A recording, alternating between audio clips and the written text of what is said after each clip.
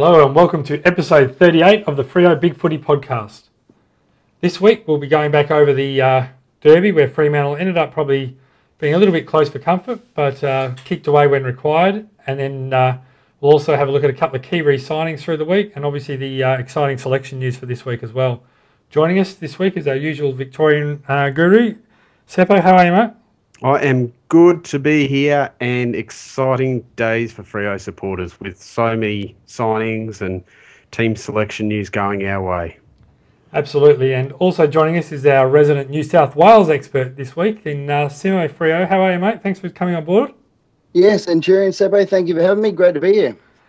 Terrific, and obviously last week we saw Fremantle end up in a sort of game of like fits and spurts where Fremantle in the end ended up being a comfortable, well not comfortable, but a pretty man-like win for 13 goals 10-88 to a 11 goals 15-81, where sort of West Coast had their chances in the second quarter, pretty similar to the first derby this year, but wasted their chances, and Fremantle probably in the end had enough class to get over the line.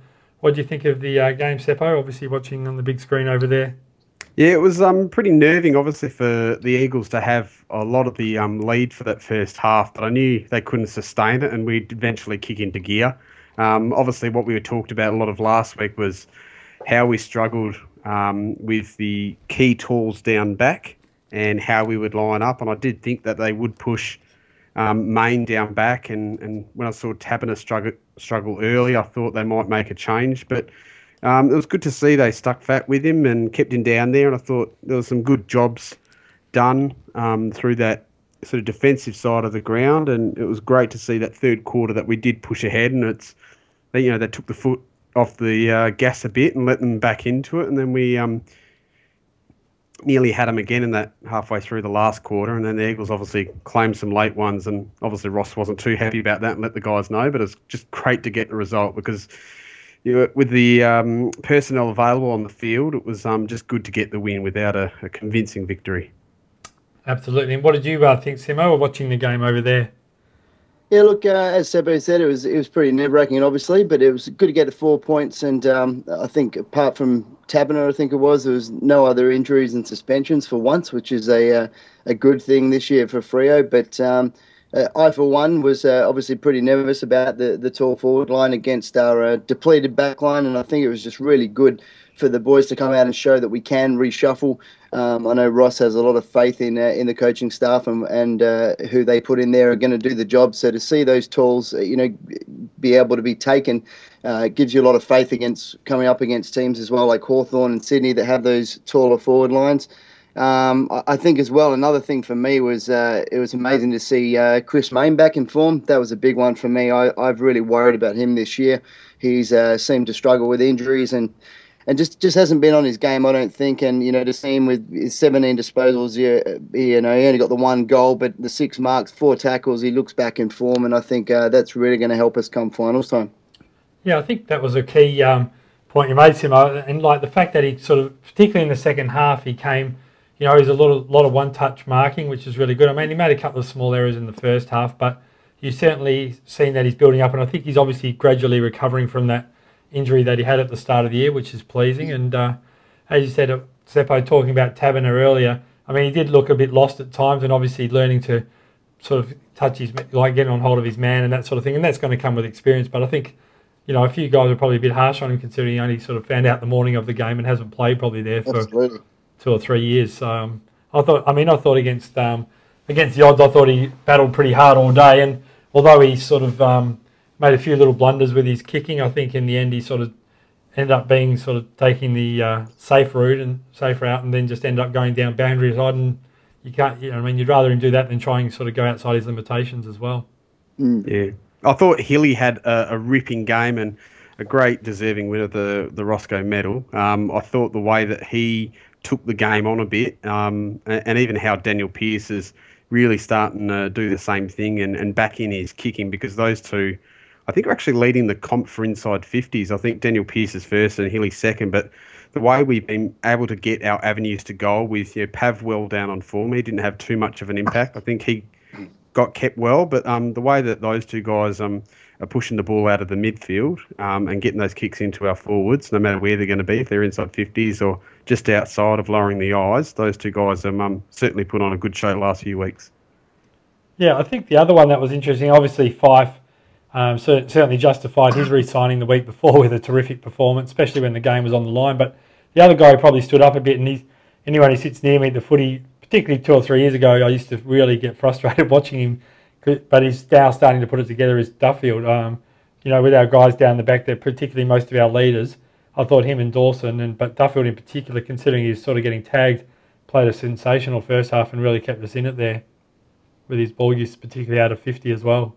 Such a good kick of the ball. I was surprised at how much of the actual ball he got. I think he was right up there on the stat sheet, and he's almost taken over that Johnson role while he's not down there, being that general in defence and really dictating the movement of play and getting onto that kick that really rebounds us out. So it's great to see that other guys are stepping up in the absence of the key guys like Johnson and McFarlane. And I think people can be quite harsh as well on the boards at some time with Daniel Pearce. I mean, he's kind of, to me, he's a bit like what Hilly was a couple of years ago. I remember us sitting there all saying the same thing about Stephen Hill. Is he ever going to come out? Is he ever going to, be the player we expect him to be? But I think, and then look at what Hill's doing this year. He's become fantastic, and I think Pearce is that same sort of player in terms of, he's just got to hit his straps. Like if once again looking at the stats from the game, he actually had more possessions than Michael Barlow, but you don't see people going out there and saying, Barlow had a terrible game. So I think Pearce will come good. He had a great couple of games at the start of the year. And I think he's just having a little bit of a rough patch, but disposals wise, you'd still rather have him in your team than out. And how good was that goal of his right tight on the boundary? That was almost that seal. It was just that last one that sort of put us right up to that nice, comfortable margin. It was a great goal, and he's done that once or twice now, and had a celebration to go with it. Yeah, I think the other one, the other standout really performance for me with the day was probably Sutcliffe on Darling. Although Darling hasn't probably had a terrific season, Sutcliffe certainly didn't give him any opportunity to get his form back. And considering he's sort of giving away quite a bit in height and in size, I thought he played a terrific game on him, and was able to sort of use the ball relatively well coming out of defence as well. And even the nice push on the chest with Darling's, I still don't know why he didn't get cited for that with staging. But anyway. That head flick back, that was terrible. But it's amazing to think at the start of the game, if you told me that Sutcliffe was lining up on Darling, I wouldn't think that he'd come out in front. I thought we'd be in for a rough ride. But Sutcliffe, like you said, really stood up well. And given the differential in height and weight and size on those two, he certainly come out on top in that battle. Yeah. What did you guys think? Obviously, with Sylvia coming out as the sub, what did you think of his performance? Particularly, I thought it was quite good in the first half and laid some really strong tackles, and his ball use and making right decisions was quite strong, but obviously fell a bit away in the second half. But what did you guys think of his performance? I loved his goal and the whole lead up to the play, because I think it was another repeat effort, and that's something we saw of him last week, that even though he didn't get too much of it, but the way he pushed forward and tackled, and we led the tackles again. I think we total tackles were 68 to 60, so the way that he's working as a forward and putting on pressure, and he's doing the job that we want him to do. And I'm just so glad that he got a goal before he subbed off. And it's a real shame, because I thought there might have been one or two others that could have been pulled off. But at least he had a good run, got on the scoreboard, and hopefully that does his confidence well to lead it into playing against his old side this week. And I thought Sylvia as well. I thought, from my perspective, on the TV, I thought he was great. And it wasn't. And I kept bringing up with people that he tackled, was tackling all the time. But then when you actually had a look at the stat sheet, he actually only had one tackle for the game, which really surprised me, because every time we're inside that 50, every shot Sylvia seemed to be in it. So he's always in the thick of things, and I think that's what Ross wants him to do. He wants him to get out there and just to get that hard body and lay some tackles. And if he keeps doing that, I think he'll stay in the team longer than he's out. Yeah, and that's, as you said, that pressure, it was a cracking tackle, the one too, and it led to his first goal for the club, which had a crucial, it was a pretty crucial time where West Coast were up and about a bit early, so it just helped settle the side. But that, as you said, that play with the cracking tackle, and then sort of get straight back up and then receive the handball from Pav, And obviously Pav didn't look 100% out there all game, really. I mean, and credit to Mackenzie, I thought he defended him pretty well. But, Pav certainly didn't look 100% out there in the game. And once again, Seppo, we managed to get under 10 free kicks for the game. I think we're on world record pace this year for... I think we're second in the comp for least free kicks awarded to us. So we're doing all right in the department. And like Simo said at the start, it's amazing that we come out of this, other than that little injury to Taberner, we come out of this with no suspensions and no major injuries is really a record for a derby. Not even a sighting. It was a boring Monday afternoon. It is a bit unusual. And, I'll take that, though. Yeah, absolutely. Yeah, the good thing is now, as you said, with probably the exception of a couple of guys now, we're just about getting our full squad back and up and running. And, I think Johnson, obviously, is probably the key guy still out. But, particularly if Morabito puts in a reasonable performance this week and De Boer keeps pressing, there's going to be some real tough calls for spots coming up in the next month or so. And I think, as you said, I don't think any guys can really afford to be taking their foot off the pedal, that's for sure. Not now. All right. Obviously, any other points, boys, you want to make on the derby before we move on? No, I'd just like to point out the fact that Nat Nui didn't manage to register a single kick or I think it was a mark either. He was very limited. It's funny how they dropped young Lysette, I think, or didn't play Sinclair and let him run around there again, and really doesn't look like he's in form. It's funny how they keep playing him. We'll still get the Brownlow votes probably. Yeah. Yeah, it was quite interesting. Even I think it was on Fox Footy tonight, they were talking about like best tap ruckman, and it's quite interesting that most of the supporters who voted on it, 43% voted for Sandilands, but in the when it was actually asked by the players, and I don't know how big the sample size was, but it was like 28% of them all picked Nick Nat and 21% picked Sandilands. So wow, yeah, so it was quite interesting looking at the different. When you're looking at the different perspectives from teams compared to the individual players as well. Was the whole sample size the Eagles squad? It would think so. Actually, in fairness, Dean Cox actually picked Sandilands as well, and he was instead of his own teammate. Ooh. So, but all the rest of them, but as I said, a lot of the other, particularly the Victorian club, ended up picking Nat Nui. So, yeah, it was quite interesting. Obviously, there was obviously a bit of discussion as well during the week, or a bit of controversy with Fremantle obviously having a couple of players under a bit of a cloud with Fife with his back and also Zach Clark with his knee. So Fremantle obviously held Sheridan and Bradley over, and it sort of caused a bit of a problem in the Waffle Peel game where those guys didn't come down till later. And to be honest with you, it was pretty poor timing by the Waffle. During a derby they're going to hold blokes over. And they played a Waffle game on the Sunday, so it would have made common sense to play East Fremantle Peel on the Sunday after the derby, or so at least then you would be able to, or even play a night game if at worst, and at least give them the opportunity to get their full side in there. So at the end of the day, Fremantle did a reasonable. Peel did a reasonable job in the circumstances, but unfortunately ended up going down to Subiaco, 11 goals 18 to 7 goals 16. So both teams a bit inaccurate there. But obviously Morabito did enough to get a recall. And anything else that I know, Simo, that you had a little bit you wanted to sort of discuss on this one? From the Waffle game, I thought I just had a quick look through the stats. Didn't obviously get to watch it over here in Sydney, but I noticed obviously De Boer, Crozier. It's the boys that are sort of in and out of our Freo team doing quite well. But the thing that I really liked was looking at Apeness.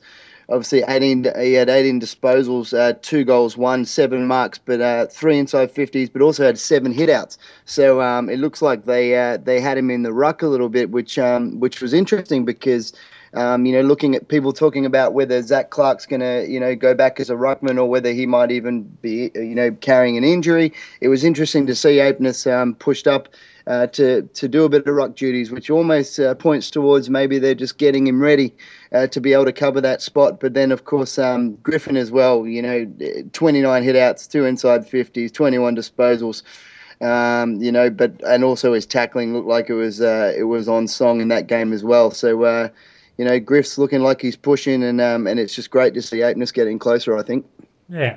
And the other probably pleasing thing, obviously, for Fremantle supporters would be the fact that Gumbleton's got through another game, and although his inaccuracy cost him, at least it was pleasing to see he actually did get 4 shots on goal. Unfortunately, he didn't kick any of them, but I mean, at least it's a pleasing sign that he's at least getting his hands on the ball and getting a few shots for goal, which, you know, as I said, I think, you know, that forward spot, you know, whether it be Gumbleton or Aitness, I think we're still obviously just getting that right key forward, I think will make a bit of a difference if one of them can stand up between now and the end of the year. It's going to be very hard, even though if Gumbleton, instead of kicking 0-4, he'd actually kick 4 goals straight if we'd have enough grounds to really warrant, you know, someone dropping out of the side. And like you said, Simmo, if Clark's carrying a bit of a niggle or an injury, look, I've played obviously right now, but you'd have to really string a good couple of weeks and push down the door, you know, bags of 3 or 4 really as a key forward to push out our forward structure. Because at the moment we seem to be working well with Pav as the almost lone key forward and a whole bunch of, you know, either resting ruckman and smaller guys around him. So it'd be interesting to see the dynamic, how it can actually go with a second forward, a taller bloke, if they do start to really press through the waffle games. Gump took 4 marks in that waffle game, and I'm very, you know, considering he had 4 shots a goal, I'm very interested to know if those 4 marks were just clunks inside 50, which is what we've been looking for in the firsts, or whether they were out on the ground a bit more, and whether he was, you know, whether he got his goals off handball receives or something. But 4 marks. But the good thing is 2 tackles as well. A lot of people have been saying on the board that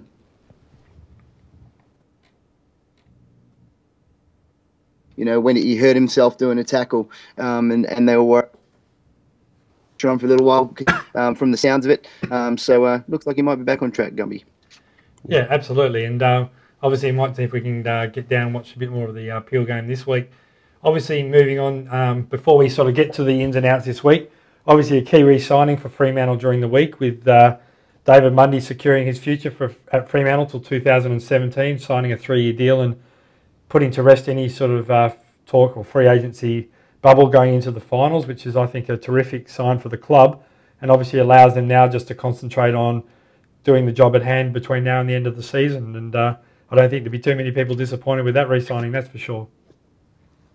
What do you think, Seppo?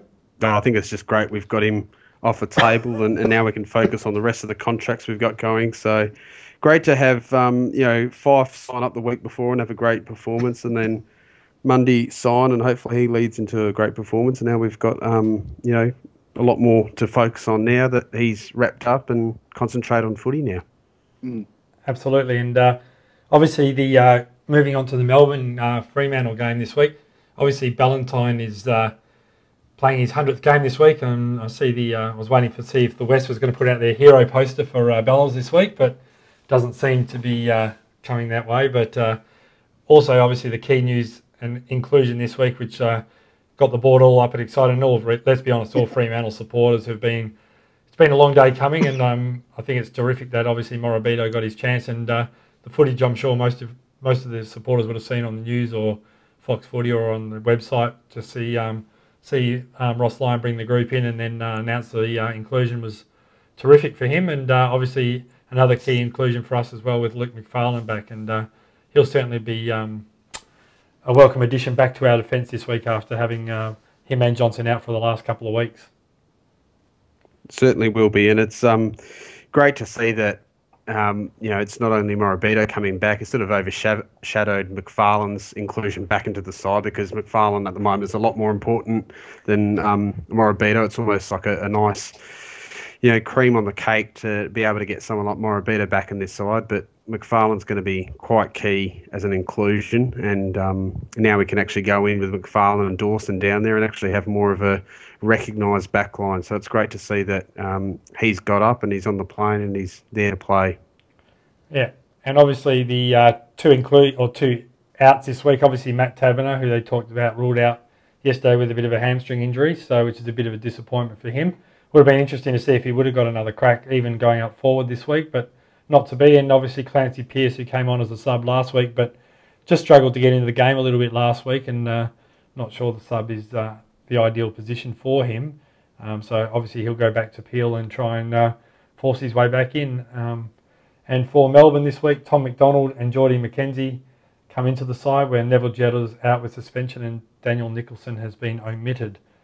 Obviously, the game is a bit unusual for us, Fremantle going up to Darwin. I think they did go up there once before to play Western Bulldogs, but it's been a while and it's going to be quite a warm day with 32 degrees and about 50% humidity expected. So the boys are trying on a bit of the gloves at training to see if it works. So it'll be interesting to see if any of the guys decide to go ahead and do that on the night. Yeah, it'd be interesting. I know it's dry season up there, but obviously it might get a bit dewy at that time. It's, I think, played at 7 o'clock local time up there. So it'd be interesting to see if they do start with it, because I think a couple of years ago, the last game played up in Darwin had a couple of players, I think from Port and Melbourne or Bulldogs, can't remember which size they were. They did have gloves on, but by the time they got to half time, they'd taken it off, and I think it was just too much for some. So we probably won't have every single player out there with the old Quinton Lynch style gloves, but you'll probably find that some of them take them off and just work through it. So hopefully players like Daniel Pearce leave it on, because he's going to need all the type of control he can get with the ball in hand. So it will be interesting to see how dewy and slippery it is. I think it's more important for those forwards to have them on. I think if they're playing down the forward line, because just reminiscing back to the Brisbane game where it sort of wasn't much of a spectacle when the rain was pouring down there and made it really, really slippery. So I think to try and avoid that, I think as long as we've got our big, marking backmen and forwards, if they have those gloves on, I think that'll be more important than the midfield, I think. Absolutely. And obviously, I mean, with all of you being greens, that probably Morabito will start the sub this week. I mean, that seems to be Lions' mantra, like he did with Sylvia and a few others. You play a week in the sub, see how you go, and then you sort of ease your way back. I mean, you couldn't imagine him starting the game. When you look at Zach Clark, Lockie Neal and Barlow on the interchange, so you'd have to think that Morabito would be a Monty for the sub. Yeah, bit much on him to give him a full game from here on. So you'd think you'd want to ease him into it, give him that sub, and it's very hard to really put him straight into a game. I think someone's pointed out in the forum that there's a best 22 out there, and it's very hard for him off his performance to sort of displace one of those guys out there that deserve a full game. So really, it's easing him to the side and also letting him prove himself in hopefully more than a quarter's worth of footy. So hopefully he does get a good opportunity and not brought on too late in the game. But I think it's a perfect introduction. Hopefully once the Stings come out of the game, because Melbourne might come out a bit fired up early, it might be a perfect opportunity for Mora to come into it.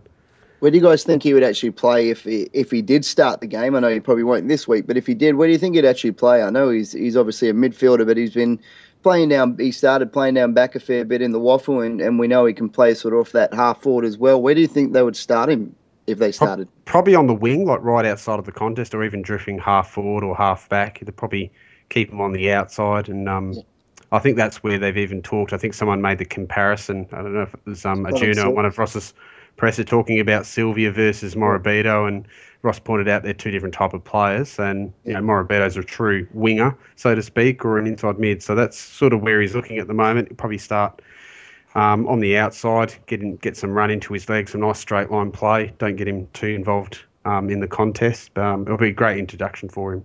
Yeah, I mean, it'd be interesting to see if he did play that role across half-back, and depending on matchups, might even allow Sutcliffe to go up the ground a little bit more as well, but go back into more of a midfield role, and they could rotate between there. So and that's the way it's named. When you look at it, you've got Lee Spur, Zach Dawson, Duffield, Ibo, McFarlane, and Mazunga as the back six, where Cameron Sutcliffe's actually named at the half-forward line. So that's the opportunity really for there, that if he's not played in that position, that could be the spot for Mora as well. Yeah. And obviously Melbourne have been a much improved side this year, and able to certainly stem the scoring that flow that happened in the previous couple of seasons. Obviously with with Paul Roos going into the side, and obviously they're much more competitive. But I think Roos alluded to himself on Monday night on AFL 360 the fact that Melbourne still have those lapses in the game where they can't. Probably a little bit like the Eagles, they sort of give away 20 minutes of a game, and it allows that other team just to get away, kick away. And I think if Fremantle obviously will be able to punish Melbourne if they do have that lapse again this week. So it'll be interesting to see if they are able to put those four quarters together. And the other thing will be, obviously, Crowley in the past has pretty much always gone to Nathan Jones because he's really the only midfielder they've had. But most teams have been sort of putting the glove on Dom Tyson. So it'll be interesting to see which way Ross Lyon decides to use Crowley in this one. What do you guys think how do you think they'll use Crowley in this game? Well, I think he's like always gone to the most damaging player, like how we used him on Hanley a couple of weeks ago against Brisbane, and did a great job, I think, on Shuey just last week. So you'd think that maybe it will be Jones again. Jones tends to play more of an inside game, and he might run head-to-head. So it could be Tyson, but Tyson, the young kids, seem to be struggling a bit, so probably wouldn't need such a hard-running tag. So it'll be interesting to see how they use Crowley and who they decide is more damaging. So I'll probably have to look into the Melbourne games a bit more. I haven't seen too much of the key details of how they go, but it'll be interesting to see how he's applied and how he's used, because he's certainly got a bit of the ball at stages during the Derby when he wasn't applying that hard tag. What about Benny Vince as well? He's had a few good games as well. He played really well last week. I don't know if worthy of a tag, but he's been running a bit right lately as well. So maybe an option for something a bit more left field. Yeah, and I mean, Jack Viney's the other one. Obviously, there's another sort of hard and inside midfielder, but you would think that they would probably allow Fife or Mundy to go to head-to-head, and obviously they've brought Geordie McKenzie into the side, so you'd have to think that he'll either get whether they try and run him with Hill. Obviously, there was that stat during the week where they were talking about the fact that if Hilly gets over 25% possessions, that Fremantle win 94% of the game. So it'll certainly be interesting to see which way Paul Roos decides to tackle sort of shutting down the Fremantle midfield, because obviously Geordie McKenzie, that's his sort of specialty role. So it'll be interesting to see which way they decide to run with it. I think they've used McKenzie on Fife in the past, so it'll be interesting to see in those games that they did actually tag Fife that we actually had Hill out there, and if he was damaging or not. Obviously, we might have still won those games, but interesting that they do. Some sides have chosen to tag Fife, and he has been not able to handle the tag quite well. But obviously, it means that someone else is getting off the chain, so you can sort of afford to sacrifice that, because you've got guys like Hilly and Pearce that thrive on a bit of open space, and when they're not being watched carefully. The other interesting point, boys, I suppose this week is the fact that Fremantle have flown up 2 guys as emergencies, and obviously there's been a little bit of talk about whether Hill's got a bit of a niggle.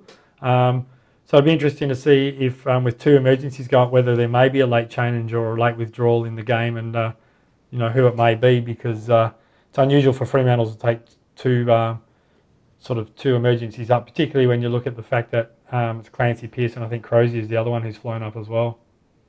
Did Hill fly? The last thing I checked on the board this afternoon, that was the discussion going on, was that the reporters didn't actually report him getting to the airport at all, but apparently he trained well this afternoon. So maybe that might be another thing with Morabito. Maybe Morabito might, take that Hill spot if he doesn't get up.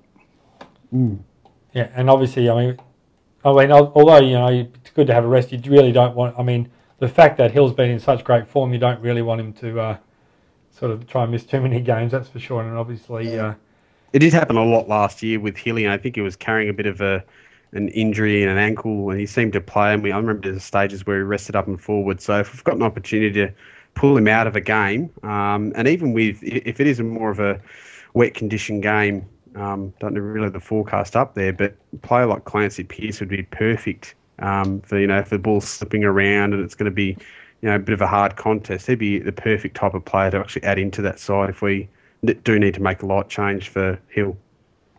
Yeah, and it may be the fact that he's going up a bit late, but as I said, I think there was certainly some doubt about whether he'll get on the plane or not, or whether he did get on the plane. So it'll be interesting to see what happens with Hill this week, and to see whether he does end up pulling on the boots and having a game.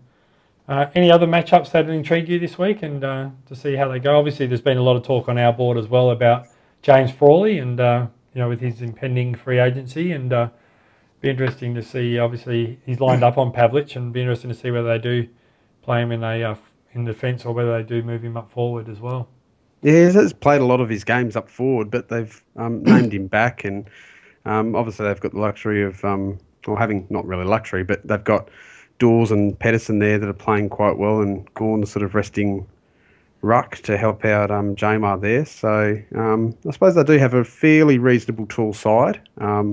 Not overly tall, but yeah, it means that Frawley might have a job to help out on Pav down back, but I expect that he'd spend a bit of time up forward and try and stretch us with just McFarlane and Dawson there. Yeah, and I mean, the other interesting thing will be who they play on Valentine. Obviously, he's been close to career best form, and obviously they've lined him up on Colin Garland, who hasn't played anywhere near as well as he has in the past. But I mean, also Jack Grimes would probably be a likely candidate for him. So yeah, it'll be certainly interesting to see how they all line up. And obviously, Ruse has managed to get the best out of guys like Lyndon Dunn, and even Howe going back is looking pretty good down there for them. So I don't think this will be certainly as an easy game as probably a lot of people thought at the start of the year, but Fremantle should have enough firepower across the whole game to be able, and in all positions, to be able to take care of Melbourne, who I think their first 8 or 9 players are quite strong and pretty reasonable, but I think that sort of back end or that tail end of their side just tends to struggle against the better teams who have got depth across the board. I think this is going to be very interesting as well. There's been a lot of talk through the media this week about the defence versus defence, I guess, the whole Ruse and Lion apprenticeship stuff. And, obviously Ruse has brought a lot of that defensive play as well to team defence to Melbourne this year. So it's going to be interesting to see how that actually plays out, watching two teams with a pretty similar style if Ruse goes the full defence this week. But there's actually another matchup that I think Seppo will be pretty interested in as well for the second week in a row. It's Dean Margetts versus Fremantle. That's another interesting matchup again.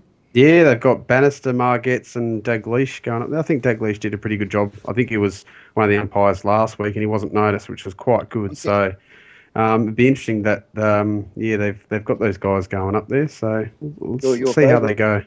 Yeah, I mean, and it said you just wanted to be consistent for both sides, and obviously, always some of us look with the purple haze on, glasses on, but there certainly was a couple of head scratches last week, and obviously guys who hadn't played for a while, like McGinnity, they forgot about his ability to drop his knees, and you'd think all that sort of stuff was gone, but obviously, trying to keep the game close as possible. So hopefully the atmosphere isn't there to do it. But so, what do you think of the tip will be this week, Simo? What do you reckon? What do you reckon the result will be? Yeah, look, I don't think it's going to be as. I think Freo will win quite comfortably. I don't think it's going to be the percentage booster that everyone's saying. Especially because of as I said, the Roos bringing the defence, but also because of the whole. It's just going to be slippery whether we like it or not. But I think Freo still get over the line, but I'm thinking by about 25 points.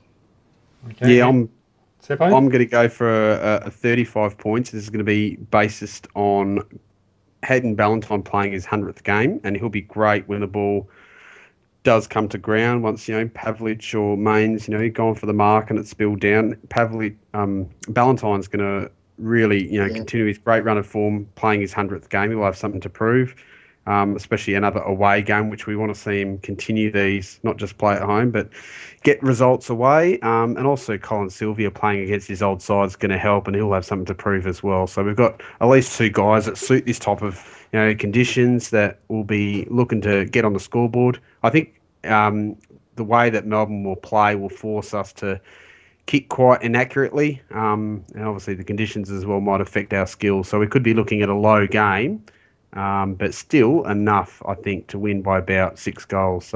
Put me down for 30 points.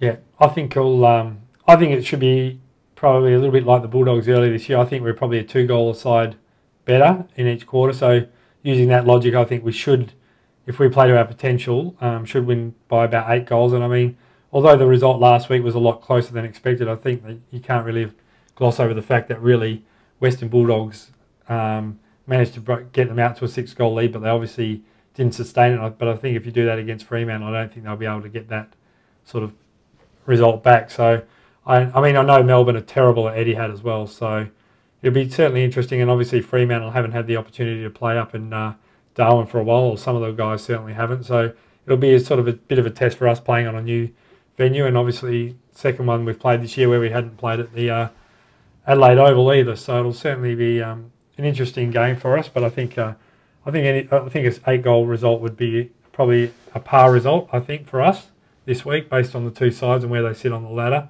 And obviously with the top four aspirations and obviously trying to get to the top two, I think percentage could end up being an important factor. So we need to certainly make every post a winner between now and the last 8 games of the season. I think Centurions as well. I've noticed the slow starts are a little frustrating that we've been having this year. But I think if we do come out of the blocks quite hard, I think that hard and fast, I don't think Melbourne will be able to stick with us at all. And that's when we might have that blowout game. But if we do have that slow start that we've been having for the last month or two in that first quarter, that's what might be able to keep them a little bit closer. So it'll be interesting to see if they've fixed that up this week. Yeah, it's been funny. It's always generally been our third quarters in the previous few years that have always been sort of our downfall. We never really come out well after half time, but this year we've seemed to have really rectified that a lot, and we've quite strong in the third quarter. In the game we played against Richmond, the game we played against Adelaide, and even last week, in last week's game, we sort of came out and dominated the third quarter. So it's sort of been a bit of a change for us, but we just haven't been able to get those starts right, as you were saying, Simo. So obviously it'll be a bit of a focus this week, I think, with Ross Lyon, and hopefully the boys will come out and do the job. Absolutely. Simo, before we go, Seppo, this week, do you want to sort of briefly touch on the game? Unfortunately, that you guys weren't able to get over the line last week before the Derby with the Melbourne battle between the Eagles and Dockers. Yeah, no, it was a tight battle. It was blustery conditions. We put up a good fight for when we had the wind. I think there was 2 goals kicked in each quarter for the side that had the wind, but I think the Eagles dominated in the last where we couldn't get them to the scoreboard, and I got on the board myself, and I think in the second. So I kicked 1 goal, but we fell short by 12 points, and the key for the Eagles, they had 2 or 3 big units that were just plonked at centre half back and full back that marked everything we kicked in there. So it's a bit disappointing for us, but we'll be back next year and hopefully looking to recruit a couple of key tools and get our side right so we can win the grudge match over here. Yeah, it'd be nice to break that losing streak over there, and hopefully the boys will get over the line. All right, anything else, guys, or any sort of messages for the board, Seppo, before we head off this week? No, my highlight for the board this week, and other than all the talk about Morabito, is the thread about Hill that Clogs put on, and just realising a lot of the stats and how well he's improved this year. And one thing that's brought to my attention, he's actually third behind Pavlich and Ballantyne for goals kicked, which is great to see because he's kicking more goals, and it's great to see he's actually getting a bit of recognition, and he could be finishing top 3 in the best and fairest this year. I think for us, he's had a very good and consistent year, and it's a great thread that Clogs put up on the board. Check it out if you're there. Absolutely, and so thanks again for joining us this week, Simo. It's great to have you on board, and hopefully we'll get you on again before the end of the season. Yeah, I'd love to. Thanks for having me. It's been fun.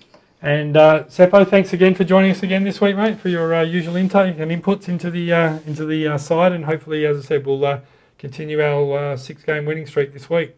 No worries, and I hope everyone enjoys and lives the moment where Morabito takes off that sub-vest, you'd think, and runs onto the ground. It's going to be an exciting moment.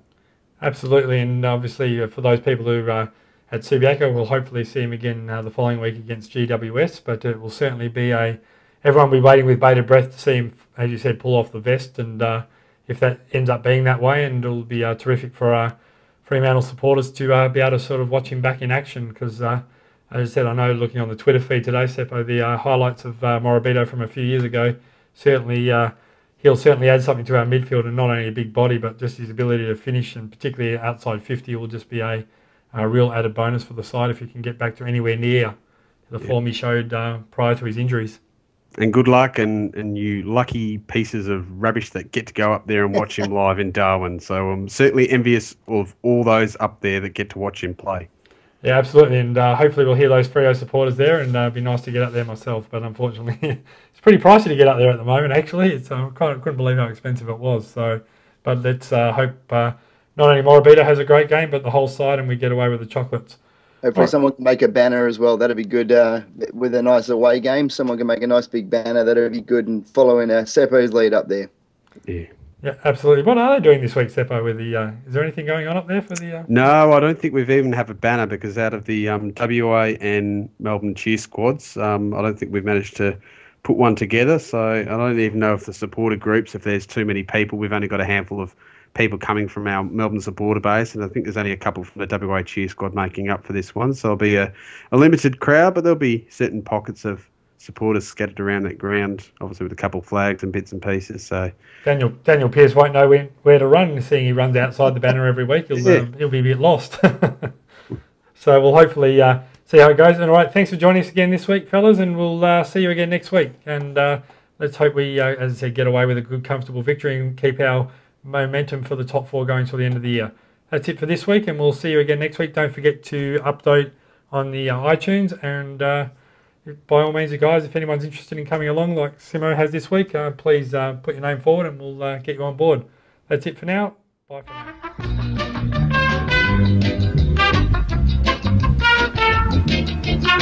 now.